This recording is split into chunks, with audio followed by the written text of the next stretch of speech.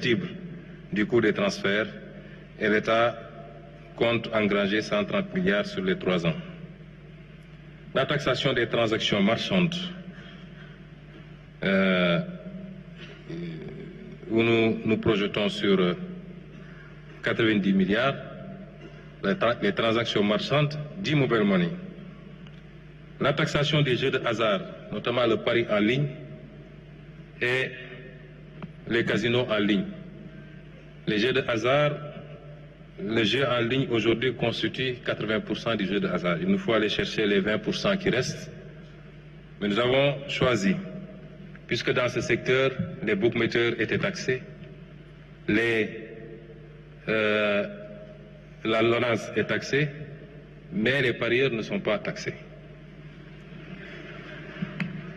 Taxation du gain, 75% des mises constituent un gain que partagent des parieurs, mais également nous envisageons un modèle de taxation même de la mise, parce qu'au-delà de la mobilisation de recettes, nous avons l'obligation en tant qu'État de protéger surtout les petits parieurs contre eux-mêmes et contre l'addiction au jeu. L'augmentation du taux de la taxe sur le tabac, c'est le même principe que nous envisageons d'amener au plafond UEMOA qui est de 100%. Aujourd'hui, nous taxons à 70%. Et je crois que la fumée peut rapporter 100 milliards.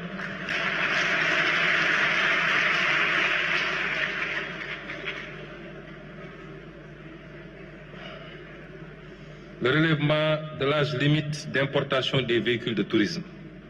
C'est une forte demande de la diaspora.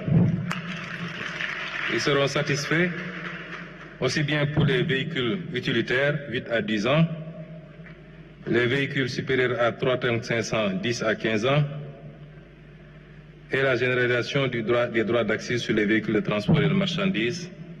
Ces 3 mesures doivent pouvoir rapporter un peu plus de 100 milliards.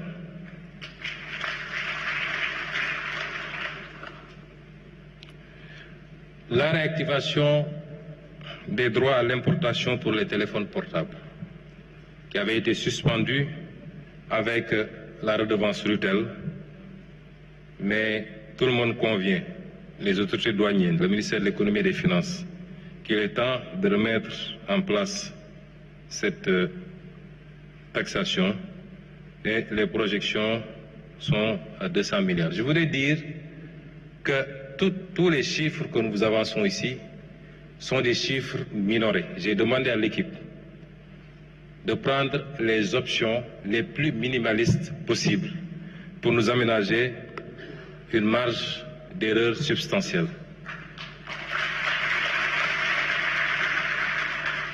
La mise en place d'un programme de marquage fiscal qui permet de lutter évidemment contre la fraude sur les quantités, mais également de garantir un peu la qualité de la consommation. Donc des préoccupations de santé, où nous projetons 87 milliards. La réactivation du droit de sortie sur les exportations d'arachide et de la noix de cajou, 27 milliards et 15 milliards. Ici, c'est à la fois des soucis de collecte, mais également de protection de notre secteur industriel pour l'arachide, mais l'incitation également à la transformation locale. Et c'est là où nous attendons le secteur privé national. La modification de 10% des barèmes de loyer sur le domaine de l'État.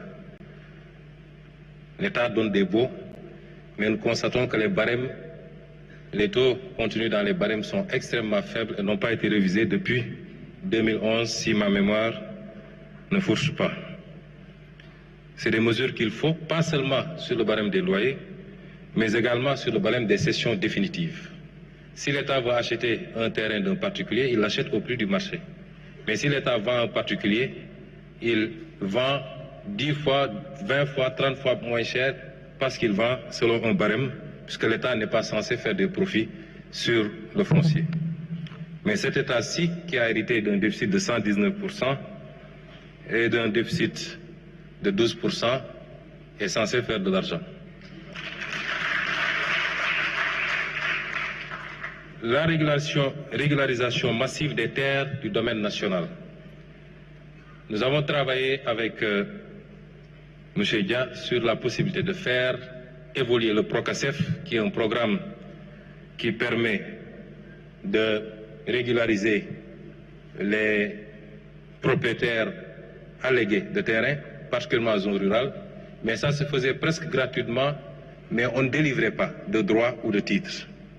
L'instruction, c'est d'aller vers la délivrance de droits et de titres pour sécuriser les propriétés et permettre à ces gens-là non seulement de pouvoir sécuriser, mais de pouvoir même avoir un levier pour faire prévaloir auprès des banques pour lever des fonds utiles à leur activité. Donc, la mise en concession de terrains viabilisés dans des zones à fort potentiel économique.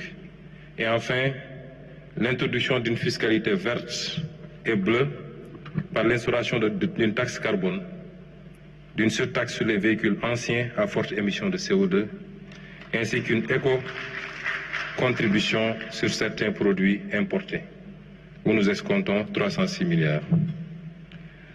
Ça, c'est les recettes fiscales attendues de l'injonction des ressources. Ça, c'est les ressources du moins, et les recettes fiscales attendues, je vous l'ai dit, c'est 1062 milliards. Et au total, l'ensemble des ressources s'élèveront à 5667 milliards provisoirement, en attendant de continuer l'évaluation des autres mesures qui sont tout aussi importantes. Parmi ces mesures, je peux vous en citer quelques-unes qui sont des leviers importants. Il y a le recours aux ressources longues qui nous permettra de lever des fonds en monnaie locale. C'est le cas des fonds de pension, les consignations, le capital assurance. L'objectif ici, c'est de remplacer la dette par l'equity et d'avoir plus de marge, puisque c'est des ressources longues. La révision du mode d'indexation de la prime fixe sur l'électricité, l'imposition d'une amende forfaitaire aux propriétaires d'immeubles n'ayant pas respecté la réglementation en matière de construction, notamment les ascenseurs, les parkings et autres, l'application effective des taxes sur les nouvelles conventions de pré-projet, puisque les montants sont libellés tout le temps en TTC. Je vous ai cité tout à l'heure les mesures pour le train de vie de l'État. Je les saute donc. Je vais sauter, je vous donne quelques échantillons.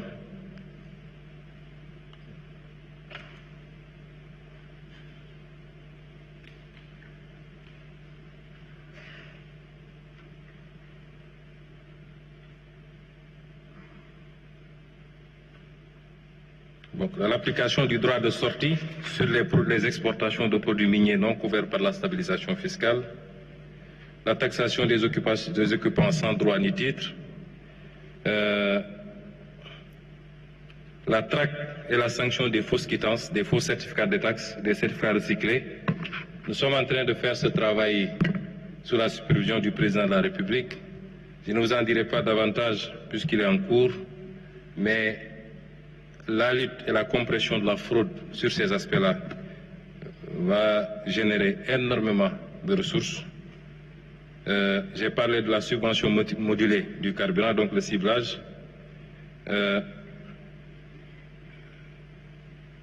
Et j'en passe et j'en passe. Il y a à peu près 37 mesures qui sont encore en cours d'évaluation et sur lesquelles